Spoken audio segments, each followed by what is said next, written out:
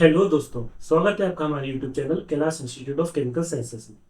देखिए, तो आज मैं आपके लिए लेके आया हूँ एक कम्प्लीटली डिफरेंट कंसेप्ट पे एक सीरीज, जो कि हम यहाँ पे सॉल्व करेंगे या फिर हम डिस्कस करेंगे प्रीवियस ईयर के जो अभी आपका लेटेस्ट सीएसआई नेट का पेपर हुआ था, दैट इज जुलाई 2025 का केमिकल साइंसेस की। ठीक है।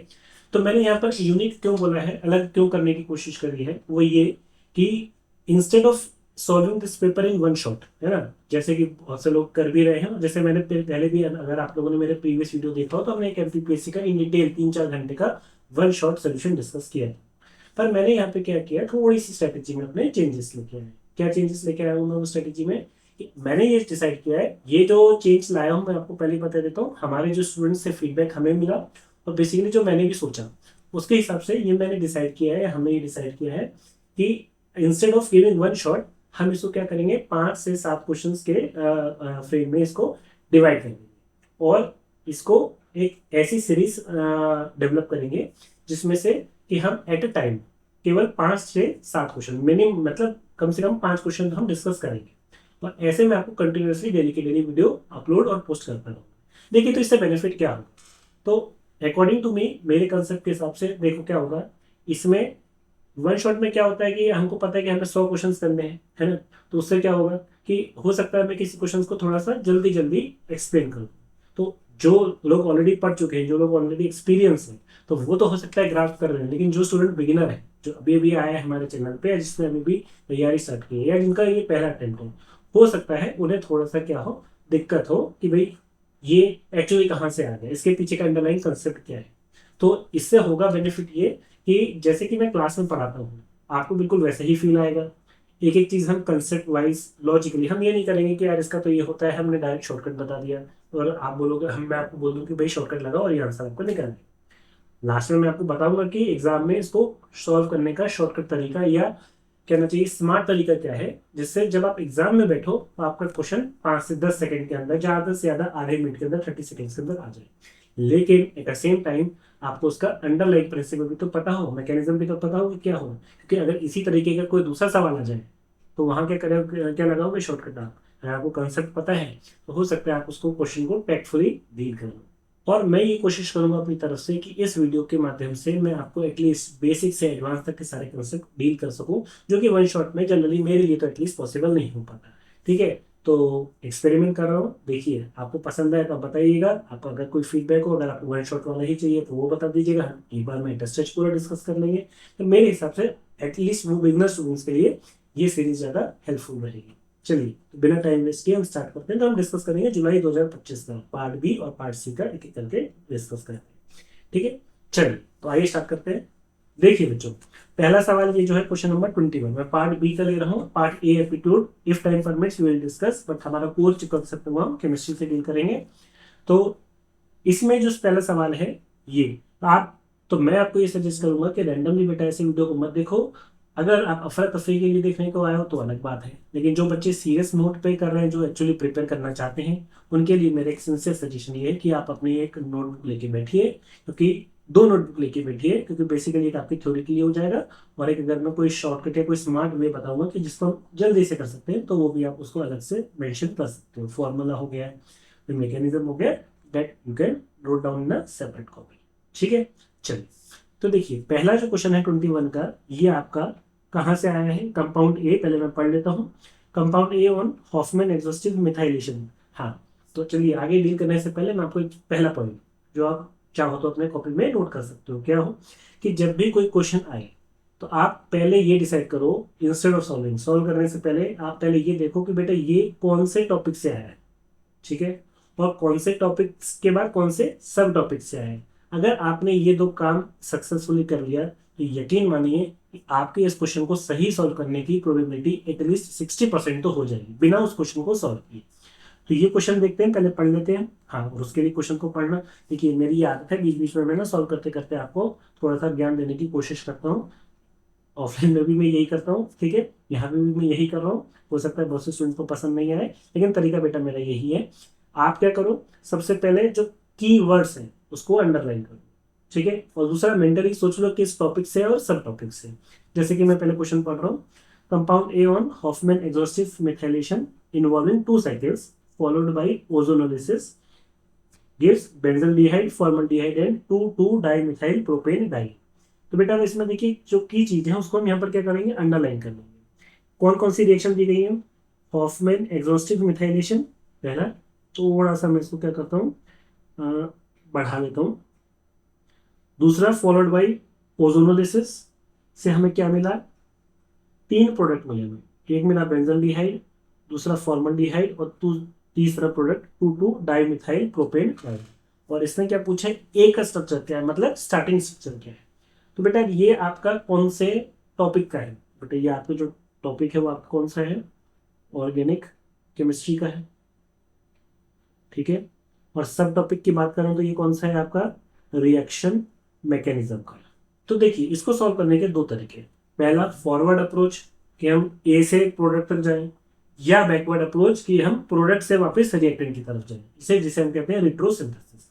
तो क्योंकि ये रिएक्शन मैकेनिज्म का सवाल है तो हम क्या करेंगे, फॉरवर्ड अप्रोच ही अपनाएंगे। आप चाहो तो बैकवर्ड भी जा सकते हो कि आप जो प्रोडक्ट दिया हुआ है ना उससे डिड्यूस करो कि स्टार्टिंग का मटेरियल क्या क्या होगा। तो 2 रिएक्शंस हैं, मतलब बेसिकली क्या है, ऐसे समझिए, ए से हमें क्या मिला, बी, ये हॉफमैन एग्जॉस्टिव मिथाइलेशन जिसे हम कॉमनली हेम रिएक्शन भी कहते हैं, और बी से क्या मिला, सी। और ये कौन सी रिएक्शन से हुआ, हमारे ओजोनोलिसिस से, ठीक है। तो अगर आपको ये पता है कि पहला हॉफमैन एग्जॉस्टिव मिथाइलेशन है और इसमें क्या होता है, और ओजोनोलिसिस है और इसमें क्या होता है, तो आप इस क्वेश्चन को आगे कर पाओगे।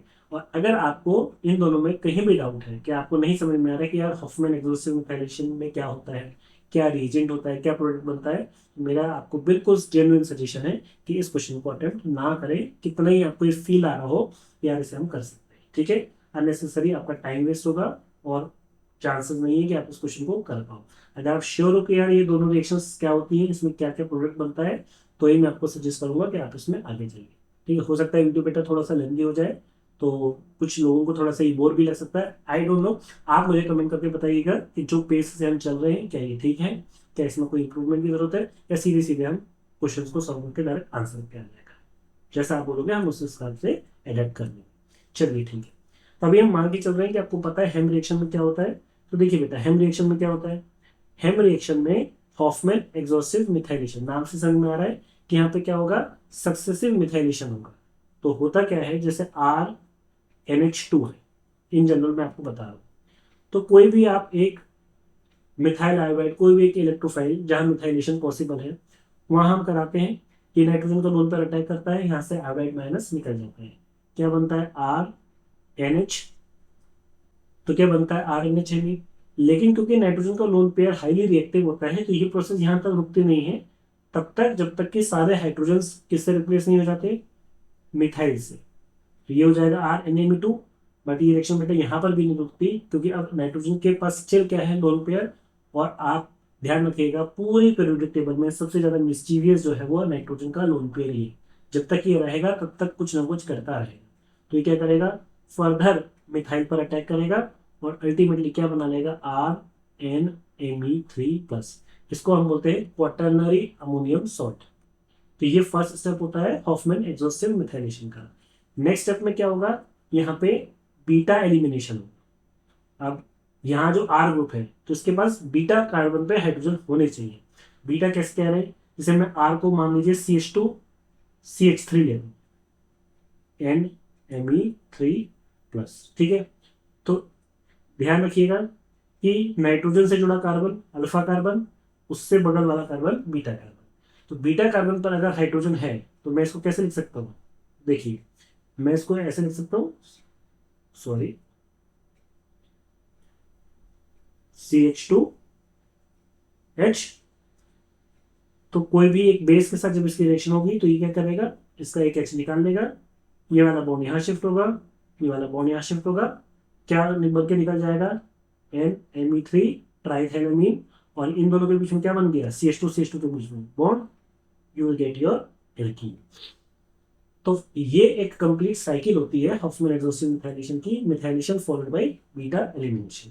और ध्यान रखिएगा स्टीरियोकेमिस्ट्री बहुत इंपॉर्टेंट है यहाँ पे, कि अगर हमारे पास एक से ज्यादा बीटा हाइड्रोजन्स हैं, यहाँ पे तो केवल एक ही पॉसिबिलिटी है, लेकिन अगर हमारे स्ट्रक्चर में एक से ज्यादा पॉसिबल एलिमिनेशन की चांसेस हैं तो हॉफमैन रूल ये कहता है कि जो लेस सब्स्टिट्यूटेड एल्कीन है वो प्रोडक्ट मेजर बनेगी। मतलब इसे हम कहते हैं, अगर आपने शायद पढ़ा हो तो, काइनेटिक प्रोडक्ट मेजर बनता है। काइनेटिक प्रोडक्ट मतलब जो जल्दी बन जाए। तो हम खुद सोचो जल्दी कहाँ बनेगा, जो लेस सब्स्टिट्यूटेड होगा कि जो मोर सब्स्टिट्यूटेड होगा, जो लेस सब्स्टिट्यूटेड होगा। तो हॉफमैन प्रोडक्ट वही होता है जिसमें हमें लेस सब्स्टिट्यूटेड एल्कीन मेजर मिलता है। ठीक है, तो this is the Hofmann method. दूसरी रिएक्शन क्या है आपकी, ओजोनोलिसिस। ओजोनोलिसिस में क्या होता है, ओजोनोलिसिस बहुत आसान है, देखिए कंप्लीट मैकेनिज्म मैं यहाँ नहीं बता रहा। होता क्या है ओजोनोलिसिस में, RCH double bond CH2 alkene है। इसका जब आप ओजोनोलिसिस करते हो, जनरली O3, और यहाँ पे एक रिडक्टेंट यूज होता है डाइमिथाइल सल्फाइड। तो इसके प्रेजेंस में व्हाट हैपन इज, ये डबल बॉन्ड क्या होता है यहाँ से ब्रेक होता है। बहुत आसान तरीका है, RCH को ब्रेक करा देना, इस CH2 को ब्रेक करा देना, दोनों के बीच का डबल बॉन्ड टूट गया। अब डबल बॉन्ड टूटा है तो डबल बॉन्ड बनाना भी है, तो बस क्या करना है, इस डबल बॉन्ड को रिप्लेस कर देना है किससे, ऑक्सीजन से। तो ये क्या हो गया, RCHO, ये क्या हो गया, CH2 डबल बॉन्ड O। और CH2 डबल बॉन्ड O को तरीके से सजा के लिखेंगे तो क्या क्या लिखेंगे, HCHO, दैट इज फॉर्मल डिहाइड। ठीक है, तो उसने आपको इस क्वेश्चन में, देखिए इतना सब तो टाइम हमने 5 मिनट का इसी लगाया आपको समझाने के लिए, इसलिए मैंने कहा था कि मैं इसको क्या करूंगा, 5-5 क्वेश्चन के सीरीज में ब्रेक करूंगा, ताकि मैं आपको डिटेल में समझा सकूँ। अगर मुझे वन शॉट में समझाना होता ना तो मैं इतना डिटेल नहीं समझा पाता, ये फिर मुझे 5-6 घंटे का बन जाता। आपको सोचो एटलीस्ट 5 से 6 घंटे बैठ के देखना फीजेबल उतना नहीं लगता। ये वीडियो अगर ज्यादा से ज्यादा टाइम 5 क्वेश्चन को 15-20 मिनट में हुआ, एक बार में आप 15-20 मिनट बैठ के देख सकते हो। ठीक है भाई, तो पूरा आपका मैकेनिज्म हो गया इस रिएक्शन का। इसने ये बोला है कि एक कंपाउंड है A, जिसका अगर हम हॉफमैन एग्जॉस्टिव मिथाइलेशन करें, और देखिए बेटा यहाँ पर क्या लिखा हुआ है, इन्वॉल्विंग 2 साइकिल्स, मतलब कितने बार कर रहे हैं ये, 2 बार कर रहे हैं। साइकिल क्यों बोला, मतलब पहले मिथाइलेशन फिर एलिमिनेशन, ऐसे 2 बार करना है। और उसके बाद जब ओजोनोलिसिस किया तो क्या मिला, बेंजल्डिहाइड मिला, फॉर्मल्डिहाइड मिला, और 2,2 डाइमिथाइल प्रोपेन डाइल मिला। तो ये बताना है क्या होगा। तो चलिए आइए कोशिश करते हैं। पहले मैं इन सबको क्या करता हूँ, हटा देता हूँ। चलिए ये हटा दिया पूरा का पूरा, अब हम आराम से डिस्कस कर सकते हैं इसको। देखिए सबसे पहले स्टार्ट करते हैं ए से। अब हम ए से ही क्यों स्टार्ट कर रहे हैं, आपकी मर्जी, आप कहीं से भी कर सकते हैं, क्योंकि हम फॉरवर्ड अप्रोच अपना रहे हैं, है ना। तो हमको क्या करना पड़ेगा, एक एक करके डिसाइड करना पड़ेगा। अब यहाँ पे सबसे पहले स्मार्ट वर्क,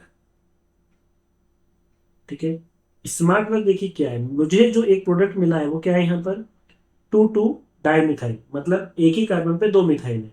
तो ऑप्शन नंबर 2 तो बेटा वैसे ही नहीं हो सकता, क्योंकि यहाँ पे एक ही कार्बन पे 2 मिथाइल है नहीं।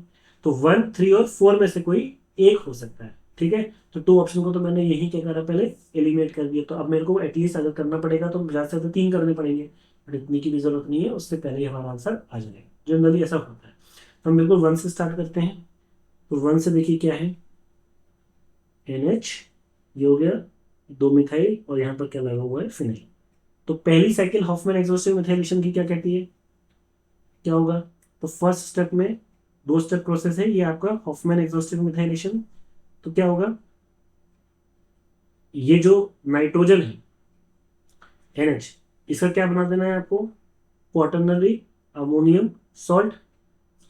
अब आप देख सकते हो इस नाइट्रोजन से ये अल्फा कार्बन, ये बीटा कार्बन, और बीटा कार्बन पर भी एक हाइड्रोजन है। और यहां से देखोगे तो ये अल्फा कार्बन और ये बीटा कार्बन, बीटा कार्बन पर भी यहाँ हाइड्रोजन है। तो 2 जगह से हम बीटा एलिमिनेशन सोच सकते हैं।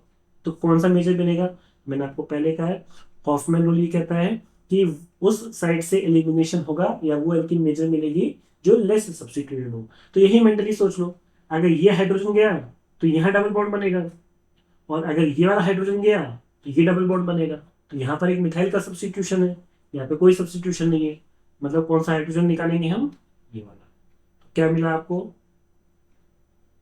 इन दोनों के बीच में क्या बन गया, डबल बॉन्ड, और बाकी को तमीज से सजा के रख लो। और ये वाला बॉन्ड तो ब्रेक हो जाएगा, ये वाला बॉन्ड ब्रेक हो जाएगा, क्यों, अरे ये जाएगा ना ये वाला, और ये वाला यहाँ ब्रेक हो जाएगा। तो ये क्या हो गया, NMe2। ठीक है, और ऐसी कितनी साइकिल है, 2 साइकिल। मतलब क्या करना पड़ेगा, इसी चीज को एक और बार हमें करना, रिपीट करना पड़ेगा।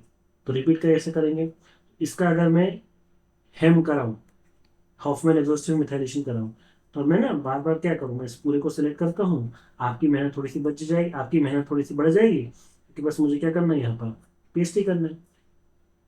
तो ये क्या हो जाएगा, एन Me2 है तो ये Me3 हो जाएगा, और नाइट्रोजन के लोन पेयर पर पॉजिटिव चार्ज हो जाएगा। हो गया क्वाटरनरी अमोनियम सॉल्ट। जब तक ये नाइट्रोजन के पास लोन पेयर रहेगा तब तक वो रिएक्शन करता रहेगा। तो ये पहला स्टेप हुआ हॉफमैन का। दूसरे स्टेप में क्या करना है, बीटा एलिमिनेशन। अब बीटा के पास केवल एक ही ऑप्शन है, ये वाला। तो ये वाला यहाँ से निकल जाएगा, ये वाला यहाँ से ट्राइथेनामिन निकल गया, और इन दोनों के बीच में क्या बन गया, डबल बॉन्ड। तो मेरा प्रोडक्ट क्या मिल गया मुझे, ये double bond methyl double bond. ठीक, ये मिल गया। सॉरी, यहाँ पे पीएच लगाना मैं भूल गया, लगा लीजिएगा पीएच। ठीक है, चलिए अब ये हो गई 2 साइकिल। नेक्स्ट स्टेप क्या है, ओजोनोलिसिस। ओजोनोलिसिस के लिए मैंने क्या कहा था, डबल बॉन्ड हटाओ, डबल बॉन्ड वो लगाओ। कार्बन के एल्कीन का डबल बॉन्ड तोड़ना है, तो मैं क्या करता हूँ बेटा, मैं पहले यहाँ पे इसको तोड़ता हूँ। देखिए ध्यान से देखना बेटा, इसको तोड़ूंगा और इसको तोड़ूंगा, तो क्या होगा, स्केलेटल स्ट्रक्चर आप यहाँ पर बना लो। ठीक है, 2 मिथाइल, ये, और क्या करना है, ये बॉन्ड ब्रेक होगा, ये वाला बॉन्ड ब्रेक होगा, ये वाला बॉन्ड ब्रेक होगा, तो इन दोनों को तो क्या कर देना है, एक एक ओ दे देना है। और यहाँ पे क्या बचा, तो देखो बेटा पीएच है, ये क्या है यहाँ पे एच, और ये डबल बॉन्ड टूटेगा तो क्या बनेगा, पीएच CHO। अरे यही होगा ना, ये दोनों हटके तो डबल बॉन्ड बन के एल्कीन बनाए होंगे। और यहाँ पे क्या होगा, ये क्या है, 2 H ही तो है, तो ये हो गया CH2 डबल बॉन्ड O। तो अल्टीमेटली हमें क्या मिला, हमें मिला, मैं इसको हाईलाइट कर देता हूँ, PHCHO जिसे हम क्या कहते हैं, बेंजल्डिहाइड, CH2O जिसे हम क्या कहते हैं, फॉर्मल्डिहाइड, और एक क्या मिला, 2,2 डाइमिथाइल प्रोपेन डाइन। तो अब अगर आप इसका IUPAC नाम लिखने जाओगे तो क्या होगा, 1 2 3, 2,2 डाइमिथाइल, 3 कार्बन की चेन का वर्ड रूट क्या होगा, प्रोपेन, 2 एल्डिहाइड है तो डाइएल्डिहाइड, दैट इज डाइल। ये हो गया propane, 2,2 dimethyl, 2,2 dimethyl propane diene. तो यही हो गया। तो यहाँ से क्लियर हो गया कि ऑप्शन 1 ही हमारा क्या है, करेक्ट। ऑप्शन 2 तो हमारा वैसे ही इनकरेक्ट हो गया था। अगर ये वाला लेते तो क्या यहाँ पे आपको फॉर्मल्डिहाइड मिल पाता, नहीं, क्योंकि इस कार्बन पे कोई भी हाइड्रोजन नहीं है। तो यहाँ का ओजोनोलिसिस हमें क्या मिलता, कीटोन। तो अगर हम इसका करवाते ओजोनोलिसिस तो यहाँ से हमें क्या मिलता, कीटोन। और यहाँ से कराते तो क्या मिलता, यहाँ से कराते तो अब क्योंकि ये दोनों CH2 हैं तो 2 मॉलिक्यूल्स मिलते फॉर्मल्डिहाइड के, तो ये भी पॉसिबल नहीं है। हमारा आंसर तो क्या पहले से ही आ गया था हमारा, तो उसका करेक्ट ऑप्शन क्या होगा आपका, करेक्ट आंसर। समझ में आया ये आपको पूरा मैकेनिज्म। ठीक है, आप देखो 15 मिनट तो मुझे इसी चीज को समझाने में लग गए, सिर्फ 2 मार्क्स के क्वेश्चन को। लेकिन बेटा एग्जाम में आपके पास कितना समय होगा, 15 मिनट नहीं होगा कि आप एक को लो। ये तो समझाना था इसलिए समझाया। तो आपको पहली चीज तो ये है कि आपको कंसेप्ट पता हो। कंसेप्ट पता हो तो आप इस तरीके से स्मार्ट लॉजिकल आंसर एलिमिनेशन से या अपने मैकेनिज्म की नॉलेज से इसको डील कर सकते हैं। ठीक है, आगे बढ़े। नेक्स्ट क्वेश्चन बेटा, ये भी बहुत अच्छा क्वेश्चन है ना। ठीक है, क्या है ये, the correct option for a real solution form by missing. अब आपको समझ में पहले तो ये बताना पड़ेगा कि कौन से टॉपिक का है। टॉपिक कौन सा है हमारा इसमें, तो टॉपिक ही आपका फिजिकल केमिस्ट्री का है ना। तो ये मैं आपको रिक्वेस्ट करूंगा हर स्टूडेंट को कि आपको भले कितना बोल रहा है, आपको लगे यार ये क्या है, ये तो कोई लिखने की चीज नहीं है, बट आप बिलीव करो, इसको प्रैक्टिस में लेके आओ, आपको इससे बहुत हेल्प मिलेगी। और सब टॉपिक क्या है आपका इसमें, सब टॉपिक ये आपको कहाँ से है, सोल्यूशंस का। ठीक है, और सोल्यूशंस में भी ये बेसिकली कहाँ कौन सा आपका, Henry's law that deals with the liquid plus gas solution, और राउल्ट्स लॉ का कॉम्बिनेशन है ये। क्यों, क्योंकि यहाँ पे एक हेनरी लॉ का बात की गई है, और मिक्सिंग में प्योर सॉल्वेंट की बात की गई है, जो कि एप्लीकेबल किसके लिए, राउल्ट्स लॉ। तो ये बोल रहा है कि इनमें से कौन सा ऑप्शन करेक्ट है जब हम लिक्विड ए को मिक्स करते हैं लिक्विड बी के साथ। तो देखिए, अब आते हैं समझते हैं इसका कंसेप्ट क्या है। सबसे पहले देखिए, राउल्ट्स लॉ की बात करें तो राउल्ट्स लॉ जो है ये एप्लीकेबल है किसके लिए, आइडियल सोल्यूशन के लिए, फॉर सॉल्वेंट ओनली। ध्यान रखिएगा, Raoult's law is applicable for solvent only.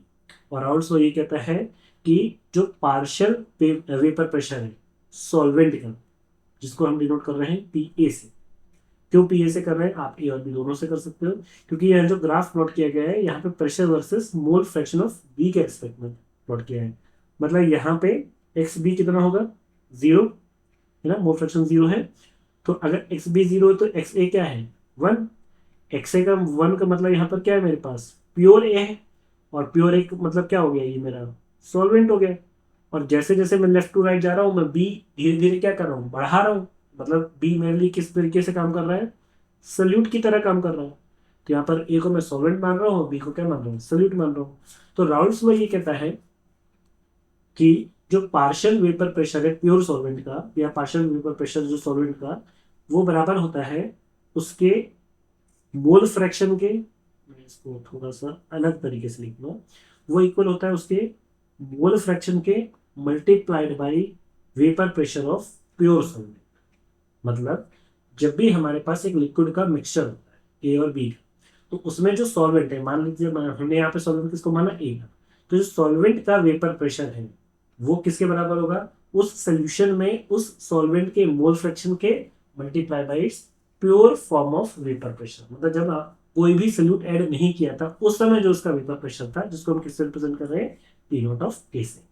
अच्छा, अब इसको क्या कर सकते हैं हम, एक्स ए को लिख सकते हैं 1 minus X B into P naught of A लिख सकते हैं, क्योंकि आपको पता है X A plus X B किसी भी सोल्यूशन में सारे सोल्यूट का जो मोल फ्रैक्शन होगा वो किसके बराबर होता है, 1 के।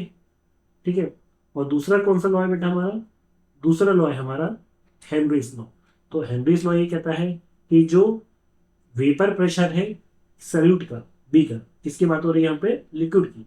तो the vapour pressure of the solute B is equal to mole fraction of that solute multiply by Henry's constant K H. ठीक है। और किसी भी गिवन टाइम पे जो टोटल प्रेशर होगा पीटी, वो क्या होगा, वो होगा पी ए प्लस पीबी। दोनों के वेपर प्रेशर के कंबाइंड टोटल टोटल प्रेशर से ही तो मिलकर क्या बनेगा, सोल्यूशन का टोटल प्रेशर पीटी। तो जो पीटी है आपका, जो पीटी है आपका वो क्या है, total vapour pressure of solution B, sorry total vapour pressure of the solution. अब आपको ये बताना है कि इनमें से कौन सा ग्राफ करेक्टली रिप्रेजेंट कर रहा है रियल सोल्यूशन को जब हम ए और बी को मिक्स करते हैं। तो देखिए यहाँ पे इसको कैसे डील करेंगे, समझिए। तो देखिए जैसे जैसे मैं लेफ्ट टू राइट जा रहा हूँ, ठीक है, क्या हो रहा है, बी का मोल फ्रैक्शन बढ़ रहा है। What happened at the extreme right, X B कितना हो गया, 1। तो एक्स बी अगर 1 हो गया इसका मतलब क्या हो गया, हमारे पास प्योर बी है।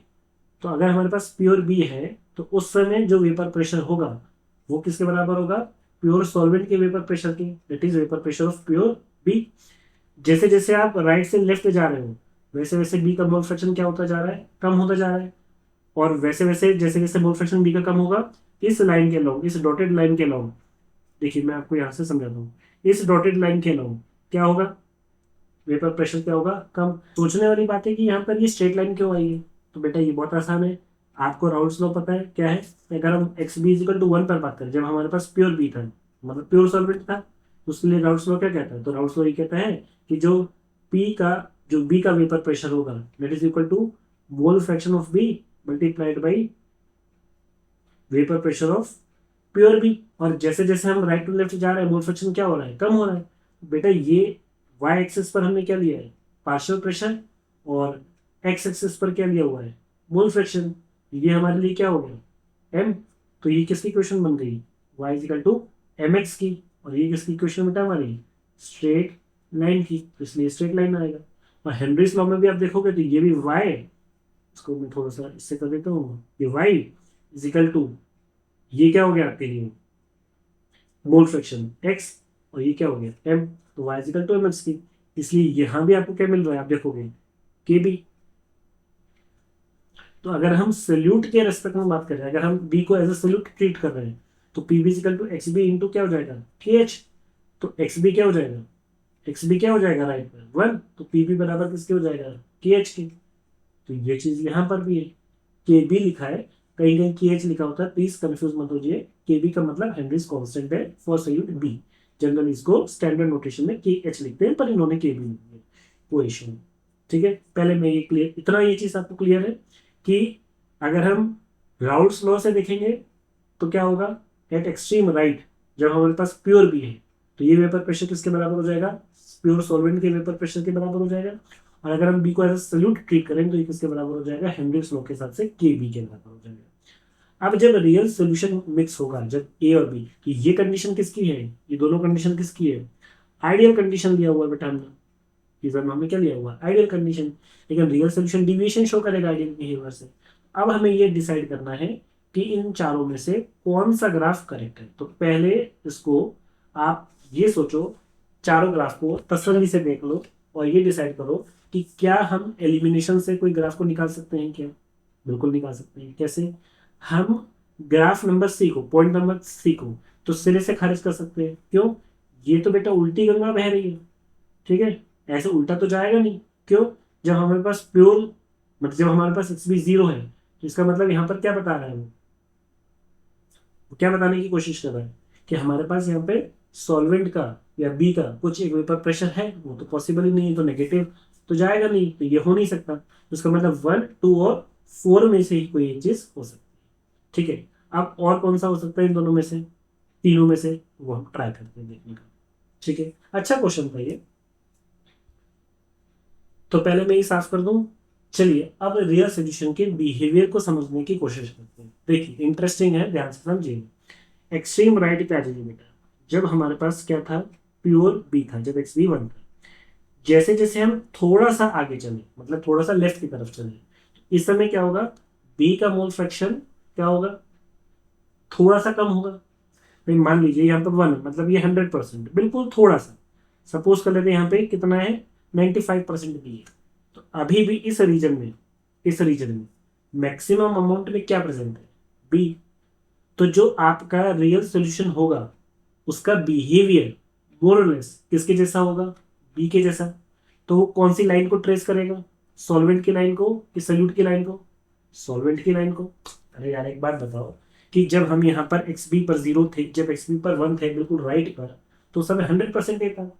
जैसे थोड़ा सा लेफ्ट चले, अब हम क्या कर रहे हैं, एक्स बी या जो मोल फ्रैक्शन है बी का थोड़ा थोड़ा कम होते जा रहा है, क्योंकि एक्सट्रीम लेफ्ट पर तो 0 है। तो आप मुझे बताओ, जैसे मैं थोड़ा सा लेफ्ट चलूंगा, लेट से 2 कदम आगे चले, तो क्या सीन होगा, उस समय ये होगा कि पहले ये 100% था, अब ये 95% होगा।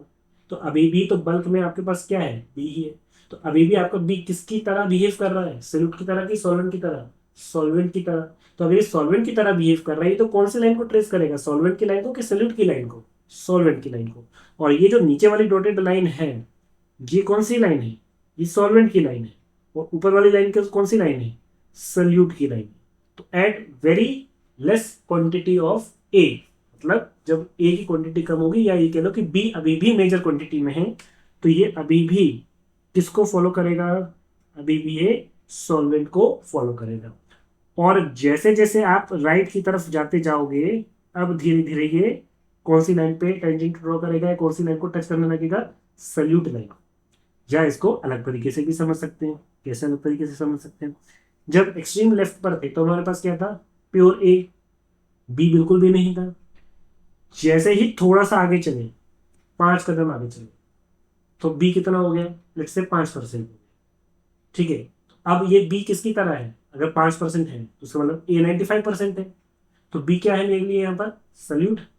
तो ये कौन से लाइन को ट्रेस करेगा, सल्यूट लाइन को। तो सल्यूट की लाइन बेटा कौन सी लाइन है, ये वाली के बी। तो आप देख सकते हो इनिशियली स्टार्टिंग में ये कौन सी लाइन को ट्रेस कर रहा है, सोल्यूट लाइन को। और एक्सट्रीम राइट पर ये कौन सी लाइन को ट्रेस कर रहा है, सॉल्वेंट की लाइन को। और बीच में ये इन दोनों के बीच में कहीं रहेगा। तो जो करेक्ट बिहेवियर है इस रियल सोल्यूशन का on mixing A and B, वो कौन सा ग्राफ होगा, ग्राफ नंबर 1। ये वाला क्यों नहीं होगा, ये वाला इसलिए नहीं होगा क्योंकि यहाँ x इजिकल टू 0 है, और ये कौन सी लाइन को ट्रेस कर रहा है, सॉल्वेंट की लाइन को। बेटा यहाँ पर तो बी जो है ही नहीं, और जैसे जैसे आप थोड़ा सा आगे जा रहे हो, तो ये तो अभी भी बी कम क्वांटिटी में है, मतलब सॉल्यूट की तरह बिहेव कर रहा है, तो वो सॉल्वेंट की लाइन को तो ट्रेस करेगा नहीं। सी तो हम पहले ही कैंसिल कर चुके हैं। चौथा लाइन ये तो बेवकूफ़ी वाला है कि इसका मतलब ये तो सॉल्वेंट की लाइन को टच ही नहीं कर रहा, तो ये तो हो ही नहीं सकता। यहाँ से सीधा सीधा आंसर क्या आ गया बेटा आपका, ग्राफ 1। ठीक, अच्छा क्वेश्चन। अब आ जाते हैं हमारे थर्ड सवाल पे। तो बेटा थर्ड सवाल जो है आप देखोगे, ये भी फिजिकल केमिस्ट्री का क्वेश्चन है।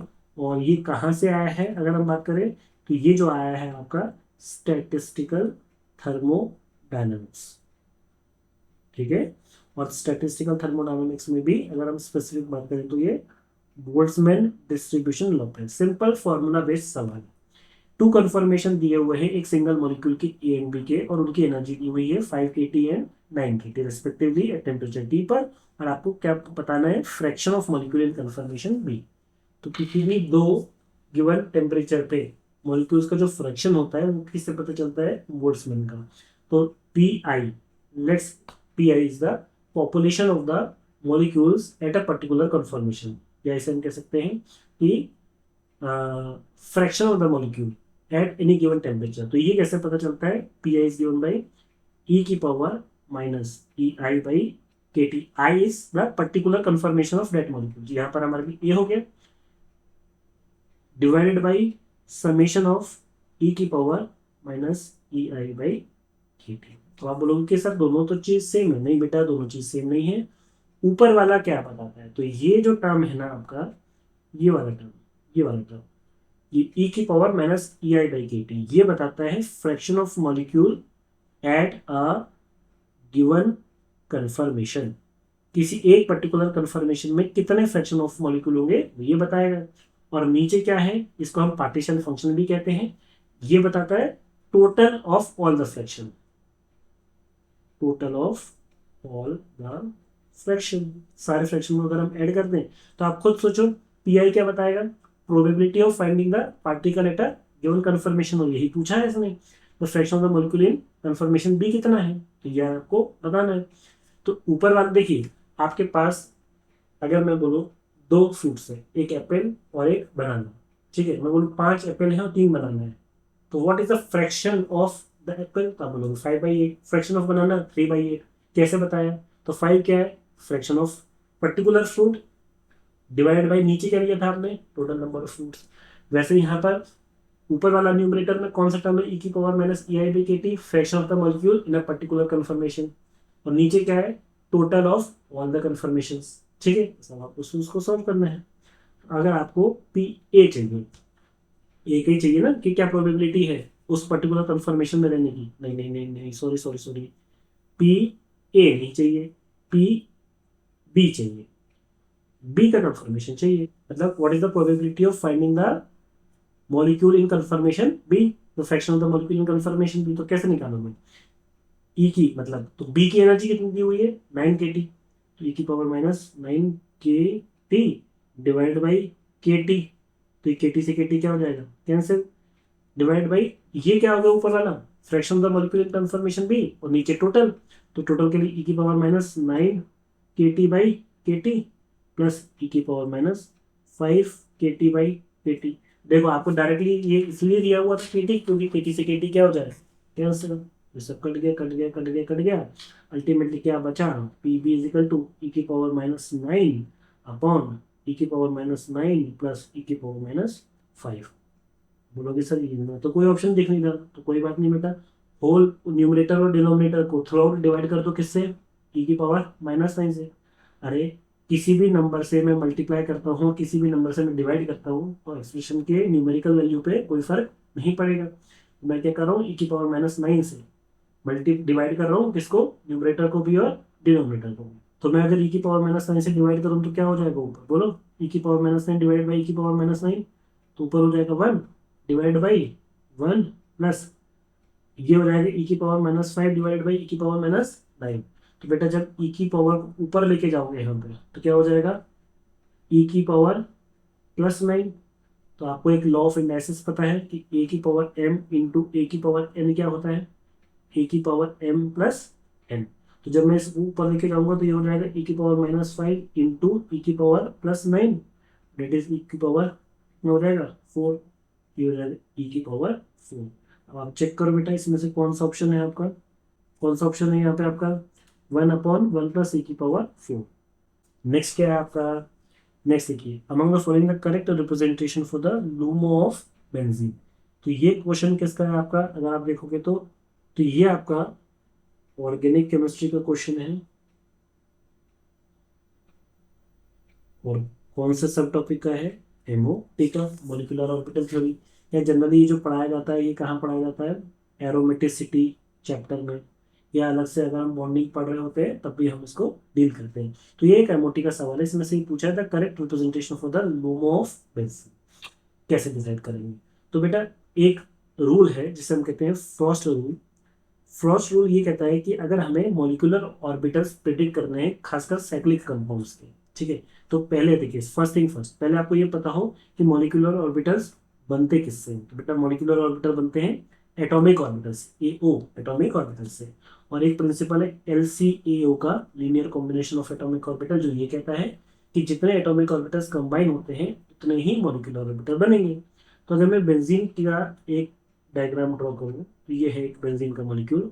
आप देखोगे बेंजीन में हर कार्बन क्या है, sp2 हाइब्रिडाइज्ड। sp2 हाइब्रिडाइज्ड का मतलब एक s और दो p मिलके तीन sp2 हाइब्रिड ऑर्बिटल बनाएंगे, और एक p ऑर्बिटल अभी भी क्या बचेगा इसके पास, वेकेंट बचेगा। ये क्या रहेगा, पैरेलल। ऐसा ही क्या होगा, हर कार्बन पे रहेगा। तो कितने एटॉमिक ऑर्बिटल्स वेकेंट मिले से, 6। और यही मिलके आपस में क्या बनाएंगे, पाई बॉन्ड। तो कितने ऑर्बिटल्स पार्टिसिपेट कर रहे हैं टोटल बॉन्डिंग में, 6 एटॉमिक ऑर्बिटल्स। तो कितने मॉलिक्यूलर ऑर्बिटल बनेंगे, 6, जिसमें से 3 बॉन्डिंग होंगे और 3 क्या होंगे, anti bonding. These molecular orbitals are represented by the wave function psi. तो psi 1, psi 2, psi 3, psi 4, psi 5 and psi 6, जिसमें से ये जो 3 रहेंगे ये होते हैं बॉन्डिंग के, और ये 3 होंगे ये होंगे एंटी बॉन्डिंग के। अब FMO frontier molecular orbital approach के हिसाब से जो साई 3 होता है, ये हम डिक्रीजिंग ऑर्डर में बात कर रहे हैं, ये क्या होता है हमारा, होमो होता है। और जो साई 4 होता है ये क्या होता है हमारा, डोमो होता है। होमो नाम से समझ में आ रहा है, हाईएस्ट ऑक्यूपाइड मॉलिक्यूलर ऑर्बिटल, मतलब एक ऐसा मॉलिक्यूलर ऑर्बिटल जिसकी एनर्जी हाईएस्ट होनी चाहिए और ऑक्यूपाइड होना चाहिए। अब अगर मैं इसको इंक्रीजिंग ऑर्डर में लिखूं, Sai 1, psi 2, psi 3, psi 4, psi 5 and psi 6 में, अभी हम इसका पिक्टोरियल रिप्रेजेंटेशन बनाएंगे। तो हमारे पास पता है बेंजीन में कितने पाई इलेक्ट्रॉन है, 6, 2 4 और 2 6। तो 6 इलेक्ट्रॉन भरने तो मैं कैसे भरूंगा, 2 भरूंगा मैं साई 1 में, एक ऑर्बिटल में 2 इलेक्ट्रॉन ही भर सकते हो, 2 भरूंगा साई 2 में, और फिर 2 भरूंगा किसमें, साई 3 में। साई 4, साई 5, साई 6 क्या रहेंगे, खाली। तो ये ऑर्बिटल कैसा है, हाईएस्ट एनर्जी का है और ऑक्यूपाइड है। और ये साई 4 वाला क्या है, लोएस्ट एनर्जी का है और अनऑक्यूपाइड। अनऑक्यूपाइड साई 5 और साई 6 भी है। तो ध्यान रखिएगा ये लूमो नहीं कहलाएगा, लूमो कहलाएगा जो लोएस्ट एनर्जी का अनऑक्यूपाइड ऑर्बिटल है, लोएस्ट अनऑक्यूपाइड मॉलिक्यूलर ऑर्बिटल। तो देखिए नंबर ऑफ नोड्स क्या होते हैं, कैसे कैलकुलेट करते हैं। तो नंबर ऑफ नोड्स होते हैं n-1, where n is the number of molecular orbitals. But star mark बना के लिखिए एक इंपॉर्टेंट पॉइंट्स, कि साइक्लिक कॉन्जुगेटेड मॉलिक्यूल्स में या साइक्लिक मॉलिक्यूल्स में simply counting n-1 rules fails. ये फेल हो जाता है, क्यों फेल हो जाता है, कि आप सीधे सीधे ये नहीं कह सकते कि साई 1, साई 2, साई 3, साई 4, अगर हम पूछें कि इसका जो लूमो है वो कौन सा है, साई 4 है, तो नंबर ऑफ नोड्स कितने हो जाएंगे, 4-1 3। ये गलत हो जाएगा। क्यों, कि इसके लिए आपको पहले मॉलिक्यूलर ऑर्बिटल पिक्चर समझना पड़ेगा क्या है। तो वो मैंने आपको कहा था किससे समझ में आता है, हमें फ्रॉस्ट रूल से। तो फ्रॉस्ट रूल क्या कहता है कि जब भी साइक्लिक मॉलिक्यूल के मॉलिक्यूलर ऑर्बिटल ड्रॉ करने हैं, आप क्या बना लीजिए, सर्कल बना लीजिए। ठीक है, आपने सर्कल बना लिया। दूसरा रूल ये कहता है कि इसमें जो साई 1 होगा, जो आपका साई 1 होगा, वो हमेशा क्या होना चाहिए, नॉन डिजनरेट होना चाहिए, मतलब वो सिंगली ऑक्यूपाइड होना चाहिए। तो हम साई 1 को हमेशा किस बनाएंगे, एक पॉइंट से, वर्टेक्स से जो बिल्कुल लाई करेगा बॉटम पे। अब इसकी मदद से हमको क्या करना पड़ेगा, एक बेंजीन का स्ट्रक्चर ड्रॉ करना पड़ेगा। स्ट्रक्चर कैसे ड्रॉ करेंगे बेंजीन का, इस पॉइंट की मदद से। देखिए ध्यान से, यहाँ से एक पॉइंट ऐसे बनाया, ठीक है, नॉर्मल अब आप बेंजीन बना सकते हो। ठीक है, थोड़ा सा मेरी ड्राइंग को माफ करना, कोशिश कर रहा हूँ बनाने की। ये ठीक है, बेंजीन बना लिए। तो अब आप देखोगे तो इसको तो हम ऑलरेडी क्या कह चुके हैं, साई 1। ये जो होगा वो क्या कराएगा, साई 2। और आप देख सकते हो ये साई 3। तो थोड़ा सा मिसमैच हो गया, लेकिन नॉर्मली अगर आप देखोगे तो जो साई 2 और साई 3 है, they are called as degenerate molecular orbitals. मतलब मॉलिक्यूलर ऑर्बिटल्स की एनर्जी क्या होती है, सेम होती है। तो अगर मॉलिक्यूलर ऑर्बिटल्स की एनर्जी सेम है तो उनके नंबर ऑफ नोड्स भी क्या होंगे, सेम होंगे। तो बेटा ये हमारा फर्स्ट मॉलिक्यूलर ऑर्बिटल है, ये हमारा क्या रहेगा, सेकेंड मॉलिक्यूलर ऑर्बिटल्स, जो कि क्या है, डीजनरेट। और ये हमारा नेक्स्ट साई 4 और साई 5, ये भी हमारा क्या है, डबली डिजनरेट है, डिजनरेट 2 है। तो ये हमारा क्या कहलाएगा, थर्ड मॉलिक्यूलर ऑर्बिटल, जो कि क्या है, डिजनरेट है। और ये हमारा साई 6 कहलाएगा, जो कि अगेन क्या होगा, नॉन डिजनरेट ये हमारा कहलाएगा फोर्थ मॉलिक्यूलर ऑर्बिटल। यहाँ पर नॉर्मल तरीके से साई वन साई टू नहीं देखते, यहाँ पर हम फ्रॉस्ट डायग्राम की मदद से कैलकुलेट करते हैं। तो मैंने क्या कहा था आपको, 6 इलेक्ट्रॉन भरने हैं हमको, तो हम कैसे भरते हैं, 2 यहाँ भरेंगे, 3 4 5 और 6। तो ये हमारा जो सेकेंड मॉलिक्यूलर ऑर्बिटल हो गया, ये क्या हो गया, होमो। और साई फोर और साई फाइव क्या हो गया हमारा, लूमो। और लूमो बेसिकली हमारा कौन सा मॉलिक्यूलर ऑर्बिटल है, थर्ड मॉलिक्यूलर ऑर्बिटल। और यहाँ पर अगर हम n-1 लगाएंगे, n-1 मतलब 3-1, तो कितना आएंगे, 2 आएंगे। और क्योंकि इसकी डिजनरेसी 2 है, तो यहाँ पर जो हमारा नोड होगा वो किसके फॉर्म में होगा, नोडल प्लेन के फॉर्म में, क्योंकि it's a 2 dimensional node since the degeneracy is 2। अगर एक सिंगल नोड होता, मतलब सिंगल पॉइंट होता, तो ये किसके फॉर्म में होता, सिंपल है, पॉइंट के फॉर्म में, 1 डायमेंशन या लाइन के फॉर्म में।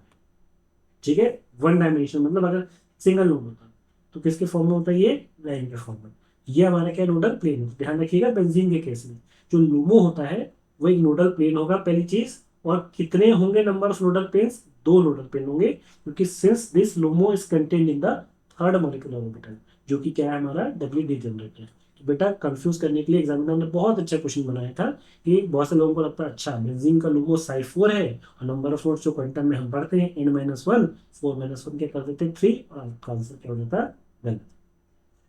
ठीक है, आइए अब हम डिस्कस करते हैं इसके नंबर ऑफ नोड्स के। तो मैं अब बाकी सब चीजों को हटा के इसी को एलोबरेट करता हूँ। तो सबसे पहले हम आ जाते हैं ऑप्शन नंबर 8। एक करके देखेंगे कितने नोडल प्लेन है। तो हमको पहले क्या देखना पड़ेगा, प्लेन देखना पड़ेगा कि कितने नोडल प्लेन है। चलिए तो प्लेन देखने की कोशिश करते हैं यहाँ पर आपको। तो क्या यहाँ पर आपको कोई नोडल प्लेन दिखाई दे रहा है, तो बिल्कुल अगर मैं यहाँ से एक ऐसा एक प्लेन पास करूँ, ठीक है, ये वाला प्लेन पास करूँगा, ठीक, जस्ट सी दिस। तो ये आपको क्या दिख रहा है, एक नोड दिख रहा है। क्यों, ये नॉन शेडेड और ये शेडेड, एक ब्लैक एक व्हाइट अपोजिट फेस के हैं। ये मेरा क्या होगा, एक नोड होगा। ये और ये बिल्कुल एक दूसरे की मिरर इमेज दिख रहा है, इन द सेंस मतलब in the form of nodes की मिरर इमेज है ना। ये बॉन्डिंग, ये बॉन्डिंग, ये नॉन बॉन्डिंग, ये बॉन्डिंग और ये नॉन बॉन्डिंग। क्या कोई एक और ऐसा प्लेन है जो आप इससे पास कर सकते हो, नहीं। इसका मतलब यहाँ पे नंबर ऑफ नोडल प्लेन कितने हो गए, 1। तो ये तो हो नहीं सकता हमारा, मतलब ए ऑप्शन नहीं होगा। और अगर ए ऑप्शन नहीं होगा तो ऑप्शन नंबर, कहाँ से आ गया, ऑप्शन नंबर 1 भी नहीं होगा और ऑप्शन नंबर 2 भी नहीं होगा। मतलब ए एंड डी नहीं हो सकता, ए एंड सी नहीं हो सकता। तो ऑप्शन क्या होगा, बी एंड सी और बी एंड डी। तो ये चीज समझ में आ गई, यहाँ से हमने एलिमिनेट कर लिया सिर्फ एक को सॉल्व करके। और दूसरी चीज हमें ये भी पता चल गई कि बी तो होगा ही होगा। ठीक है, अब क्यों होगा ये बात की बात है, सी और डी में देखना है कि कौन सा होगा। तो आप देख सकते हो जिसमें जितनी ज्यादा सिमेट्री दिखती है उसमें नंबर ऑफ नोड्स की पॉसिबिलिटी कम होती है। ठीक है, आप चेक कर लो यहाँ पर, आप देखोगे ये क्या यहाँ नोड है, नहीं, दोनों बिल्कुल सेम सिमेट्रिक है। देखो मैं यहाँ से दिखाता हूँ, दोनों सेम सिमेट्रिक है। ठीक है, तो यहाँ पर कोई नोड नहीं दिखेगा। और कहीं नोड दिख रहा है क्या, यहाँ से अगर आप एक लाइन पास करोगे, ये पेन पास करते हो, तो ये भी नहीं दिखेगा, क्योंकि ये चीज और ये चीज यहाँ पर भी नहीं है।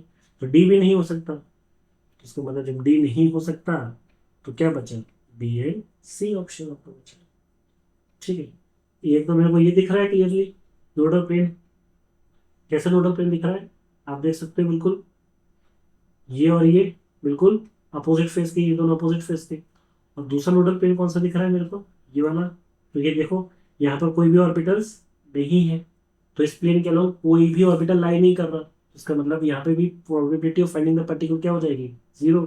ये भी प्लेन मेरा क्या कहलाएगा, nodal plane. Number of nodal plane कितने हो गए, 2, बी हो गए। और इसी तरीके से आप क्या कर सकते हो, सी में देख सकते हो। ठीक है, अब ये आपके ऊपर है कि यहाँ पे number of nodal plane identify करना, ये आपका होमवर्क है। सी में आप आइडेंटिफाई कीजिए। तो मैंने आपको क्लियरली बता दिया ए और डी हो नहीं सकते।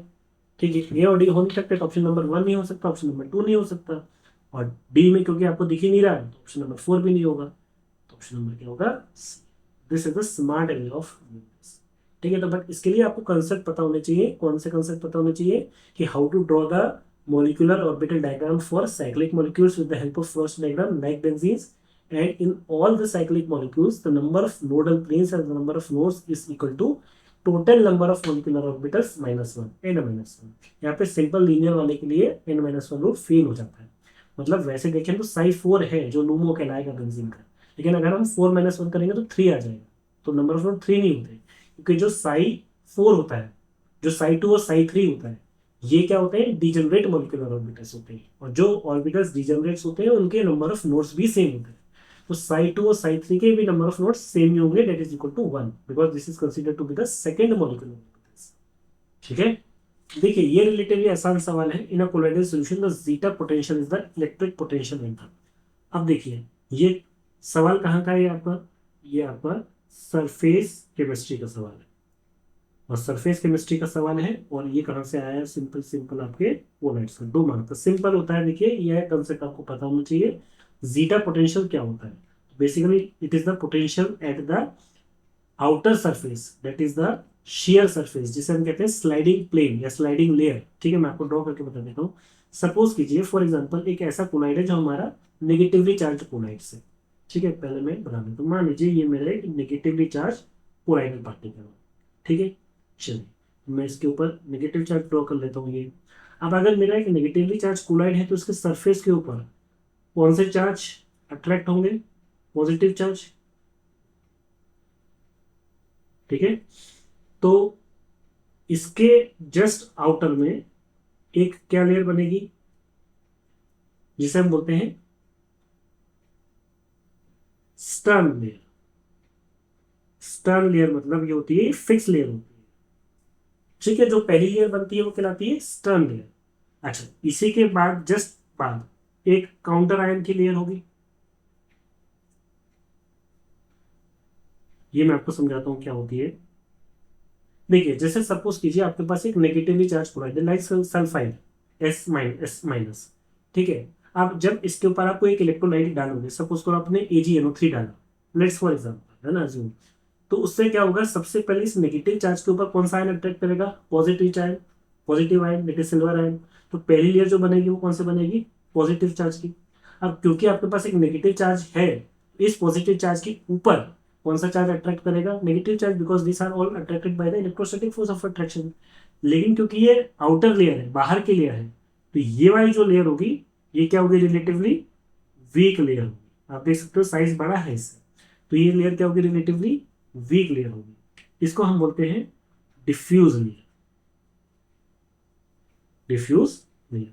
और इस पॉइंट से, किस पॉइंट से, जो कोलाइडल सरफेस के पार्टिकल का सरफेस है, ठीक है, यहां से लेके इस डिफ्यूज लेयर के आउटर सरफेस तक के बीच के पोटेंशियल को हम बोलते हैं जीटा पोटेंशियल। और इस सरफेस को, इस रेडियस को, यहां से लेके यहां तक के रेडियस को ये बोलते हैं हम शेयर रेडियस, या इस लेयर को बोलते हैं शेयर। शेयर का मतलब स्लाइडिंग, स्लाइडिंग प्लेन। ठीक है, radius of the colloidal particle इसका जवाब नहीं हो सकता, क्योंकि radius of the colloidal particle तो केवल ये है। ठीक है, यहाँ जो पोटेंशियल डेवलप होगा इसे हम कहते हैं सरफेस पोटेंशियल, क्योंकि ये कोलाइडल के सरफेस पे है। तो here the potential that is develop, it is called as a surface potential. ठीक है, radius of the stern layer, तो radius of the stern layer कौन सी है, यहां से लेके यहां तक होगी। तो यहां जो पोटेंशियल डेवलप होगा उसे हम कहेंगे स्टर्न पोटेंशियल, STERN पोटेंशियल। ठीक है, radius of the shear surface, share surface मतलब ये जो डिफ्यूज लेयर के, तो उसके सरफेस से लेके इसके डिफ्यूज लेयर के आउटर लेयर तक, जहां पे पार्टिकल्स स्टार्ट करता है मूव करना, इसको हम स्लाइडिंग प्लेन भी कहते हैं, स्लाइडिंग लेयर भी कहते हैं। इसी को बोलते हैं radius of the shear surface. तो ये है। Outer layer, outer radius of the diffuse ion layer, नहीं, आउटर लेयर पे यहाँ पे कोई पोटेंशियल डेवलप नहीं होगा। 3 ही टाइप का पोटेंशियल डेवलप होता है, एक सरफेस पोटेंशियल जो कोलाइड के रेडियस के बराबर होता है, एक radius of the stern layer जो कोलाइड के सरफेस से लेके यहाँ तक के बीच में होता है, और एक radius of the shear surface that is the outer layer, यहाँ पे से लेके यहाँ तक जो होगा वो क्या कहलाएगा, आपका zeta potential, and that is responsible for the most of the properties of the colloidal solution. And this is basically DLVO theory that is held responsible for the stability of colloids. ठीक है, double layer theory भी कहते हैं इसे, important है।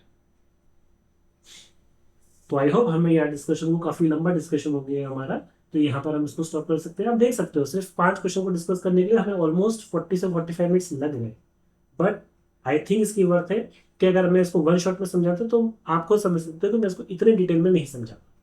ठीक है, तो अब हम मिलेंगे नेक्स्ट वीडियो में जहां हम क्वेश्चन नंबर 6 से लेके क्वेश्चन नंबर 10 मतलब 26 से लेके क्वेश्चन नंबर 30 डिस्कस करेंगे। तो पहले आप इजी गो थ्रू कीजिए क्वेश्चन से, जो भी आपको डाउट लगता है please let me know in the comment section, और प्लीज इस पूरे वीडियो को शुरू से लेकर अंत तक आराम से देखिए, नोट्स बनाइए, और जो भी डाउट्स हो अपने कमेंट्स में पूछ सकते हैं। ठीक है, मिलते हैं अगले वीडियो में। Thank you for watching.